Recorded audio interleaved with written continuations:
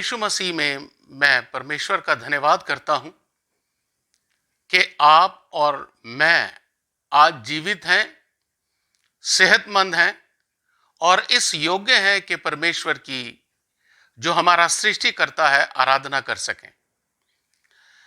परमेश्वर के इस उपकार को याद रखते हुए मेरी प्रार्थना है कि परमेश्वर आप सबों को अपनी कृपा सदा देता रहे।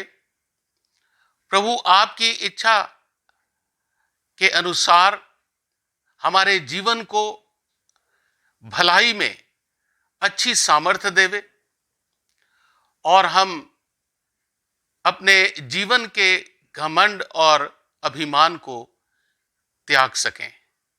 आमीन। आइए आज का वचन पवित्र बाइबल में से हम पढ़ें। याकूब की पत्री उसका 4 अध्याय और उसके 13वें पद से 17 पद तक लिखा है, तुम जो ये कहते हो आज या कल हम किसी और नगर में जाकर वहां 1 वर्ष बिताएंगे और व्यापार करके लाभ कमाएंगे और ये नहीं जानते कि कल क्या होगा। सुन तो लो, तुम्हारा जीवन है ही क्या?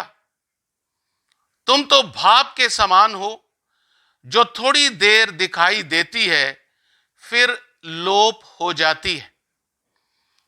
इसके विपरीत तुम्हें यह कहना चाहिए, यदि प्रभु चाहे तो हम जीवित रहेंगे और ये या वह काम भी करेंगे। पर अब तुम अपने डींग मारने पर घमंड करते हो। ऐसा सब घमंड बुरा होता है। इसलिए जो कोई भलाई करना जानता है और नहीं करता, उसके लिए ये पाप है। मेरे प्रियो, आज हम इस दुनिया में रहने वाले, जीने वाले लोग ये समझते हैं कि मनुष्य हमेशा एक ही दावा करता आया है कि उसका जीवन और जीवन का जो भविष्य है वो उसी के नियंत्रण में है, यानी मनुष्य के कंट्रोल में है। और ये समझता है कि वो अपने विश्वास का स्वयं स्वामी है, मालिक है। दुनिया ये कहती है कि हर सवाल का जो जवाब है वो हमारे अंदर ही छिपा हुआ है, उसे खोजें। बाइबल के अनुसार ऐसी सोच घमंड के अलावा मेरे प्रियो और कुछ भी नहीं है। दुनिया की बुद्धि कहती है कि खुद पर भरोसा रखें, जबकि बाइबल कहती है कि परमेश्वर पर भरोसा रखें। दुनिया कहती है कि मनुष्य अद्भुत प्राणी है, जबकि बाइबल कहती है कि मनुष्य पापी है और जब तक वह अपने पापों का पश्चाताप नहीं करता, वह नष्ट होने के मार्ग में बढ़ता जाता है। दुनिया कहती है कि मनुष्य सब कुछ कर सकता है, पर बाइबल कहती है कि परमेश्वर को अपना काम करने दें। दुनिया कहती है कि खोज करो कि तुम कितने अद्भुत हो। बाइबल कहती है कि परमेश्वर की खोज करो, क्योंकि परमेश्वर बड़ा अद्भुत है। मेरे प्रियो, दुनिया कहती है बस हमें अपना नजरिया बदलने की जरूरत है, जबकि बाइबल कहती है कि हमें अपना हृदय परिवर्तन की जरूरत है। आज दुनिया में हर कोई परमेश्वर को भुलाकर भले और बुरे तरीकों से अपने आप में आत्मनिर्भर बनना चाहता है,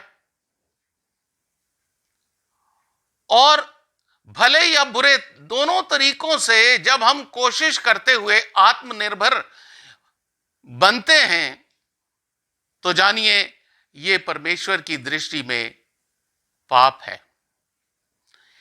बाइबल में पहला कुरिन्थियों उसके 10वें अध्याय के 12वें पद में लिखा है,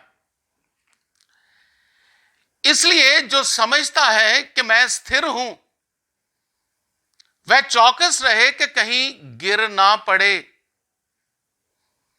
आत्मनिर्भरता और आत्मसम्मान जो है वो मनुष्य को अभिमानी बना देते हैं, घमंडी बना देते हैं, और हमें परमेश्वर के प्रेम और उसकी कृपा से दूर ले जाते हैं। जानिए कि हम परमेश्वर के बिना कुछ भी नहीं हैं।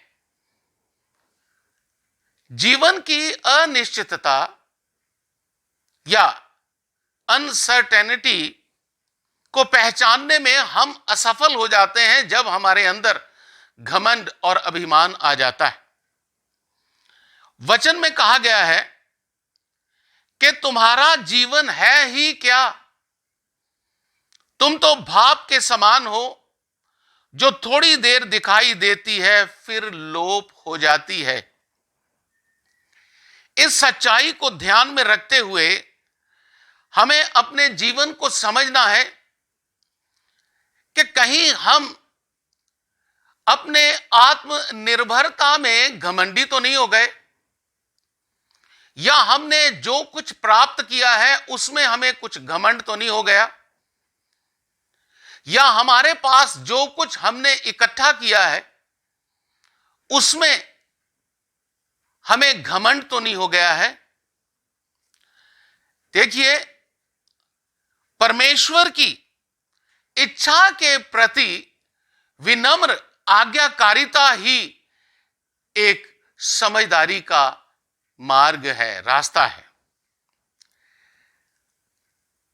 बेबीलोन, आज जिसे हम इराक जानते हैं, उसका राजा नबूकदनेस्सर एक बार अपने राजमहल की छत पर यूं ही टहल रहा था और बड़े घमंड से अपने आप को कहता है कि क्या यह बड़ा बेबीलोन नहीं है जिसे मैं ही ने अपने बल और अपनी सामर्थ्य से राज निवास होने के लिए बनाया है। तो उसी समय स्वर्ग से एक बड़ी आवाज राजा नबूकदनेस्सर को सुनाई दी। वो आवाज थी, हे राजा नबूकदनेस्सर, तेरे विषय में ये आज्ञा निकली है, राज्य तेरे हाथ से निकल गया और तू मनुष्यों के बीच से निकाला जाएगा और मैदान के पशुओं के संग रहेगा और बैलों के संग घास चरेगा, और 7 काल तुझ पर बीतेंगे जब तक कि तू जान ना ले कि परम प्रधान परमेश्वर मनुष्यों के राज्य में प्रभुता करता है और जिसे चाहे वह उसे देता है।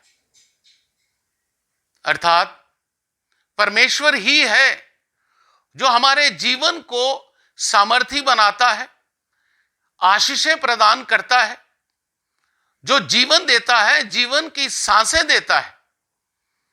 जब वो चाहता है कि हम कोई भी घमंड ना करें, क्योंकि हमारा जो जीवन है वो भाप के समान है, पल भर में हम समाप्त हो जाएंगे, दिखाई भी नहीं देंगे, तो फिर अपने जीवन में घमंड क्यों करें?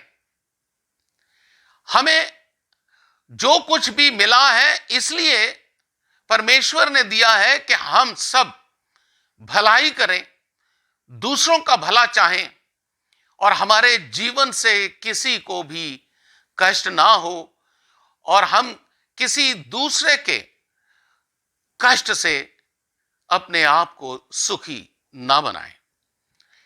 ये सच है। आज का वचन हमें बता रहा है मेरे प्रियो कि अपने पे घमंड करना पाप है, क्योंकि हम भाप ही तो हैं। पल भर में उड़ जाएंगे, खत्म हो जाएंगे, लोप हो जाएंगे। तो वचन ये कहता है घमंड को छोड़ दें, अभिमानी ना बने, परमेश्वर पर भरोसा रखें, उसी की प्रभुता को अपने जीवन में माने।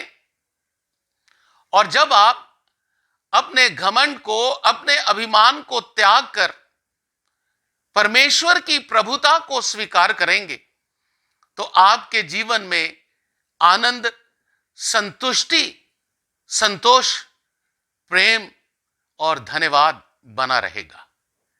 प्रभु आपको आज के वचन में बढ़ते हुए बहुत सारी आशीषें दे। आपका जीवन परमेश्वर सदा आनंदित रखे, समझदार बनाए रखे और भविष्य के लिए आपका जीवन परमेश्वर की आज्ञाओं के अनुसार जी सकें। प्रभु आपको आशीष दे। आइए प्रार्थना करें। हे प्रभु हमारे स्वामी, हम तुझे धन्यवाद देते हैं कि तू अपने पवित्र वचन के द्वारा हमारे जीवन को मार्ग दिखाता है और कहता है कि जब तू ही हमें सब कुछ देता है तो हमें तुझ पर भरोसा रखना है और अपने जीवन पर, अपने कामों पर, अपनी ताकत पर, अपनी आशीषों पर घमंड नहीं करना, बल्कि जो मिला है उसके लिए धन्यवाद करना है। तो हमारे स्वर्गीय पिता, हम अपने मुक्तिदाता प्रभु यीशु मसीह के नाम में आज तुझसे प्रार्थना करते हैं कि हमें वचन पर चलने की सामर्थ्य दे, कि हम घमंड ना करें, क्योंकि तू घमंड से चढ़ी हुई आंखों को पसंद नहीं करता। तो हे प्रभु, आज हमारी प्रार्थना है कि हम अच्छा जीवन जिएं, सबका भला चाहें, सबसे प्यार करें और तुझ पर भरोसा रखें कि तू जो करता है वही भला है। बीमारों को चंगाई दे दीजिए, गरीब और तंग हाल जो लोग हैं उनकी सहायता कीजिए। जो हमारे देश पर तेरी कृपा हो जाए, इसके लिए हम प्रार्थना करते हैं। देश के सभी नेताओं को सद्बुद्धि दीजिए कि वो मानवता के लिए भलाई के काम कर सकें, अपने जीवन के कर्तव्यों को पूरा कर सकें। इसलिए हे प्रभु, हम तेरे सेवकों के लिए, सारी कलीसियाओं के लिए जो तेरे प्यार और तेरी आशीषों के चाहवान हैं, उनके लिए, डॉक्टर्स, नर्सेस, मदद करने वाले सभी लोगों के लिए प्रभु जी तेरी आशीषें चाहते हैं। हमारे जीवन को संवारिए और सुधारिए कि हमारे जीवनों से मसीह को महिमा मिल सके। हे प्रभु, आज वचन के सुनने वालों की मनोकामनाओं को पूरा करना, हम अपने घमंड को त्याग कर तेरा धन्यवाद करते हुए मसीह को महिमा दे सकें, हमारे जीवन को स्वस्थ रखें, हमारे जीवन को खुशहाल रखें। और उससे बढ़कर प्रभु जी, हम ये चाहते हैं कि हमारा जीवन प्रभु यीशु मसीह में सदा विश्वस्त रहे। सबकी प्रार्थनाओं को सुनिएगा, ये मांगते हैं मुक्तिदाता प्रभु यीशु मसीह के प्यारे नाम से, आमीन। आए हमारे बाप, तू जो आसमान पर है, तेरा नाम पाक माना जाए, तेरी बादशाहत आए, तेरी मर्जी जैसे आसमान में पूरी होती है जमीन पर भी हो। हमारे रोज की रोटी आज हमें बख्श दे, जैसे हम अपने कसूरवारों को माफ करते हैं, तू भी हमारे कसूर माफ कर। हमें आजमाइश में न पड़ने दे, बल्कि बुराई से बचा, क्योंकि बादशाहत, कुदरत और जलाल हमेशा तेरा है, आमीन। अब हमारे प्रभु यीशु मसीह का अनुग्रह, परमेश्वर पिता का प्रेम और पवित्र आत्मा की सहभागिता आप सभी विश्वासियों के संग हमेशा हमेशा रहे, आमीन।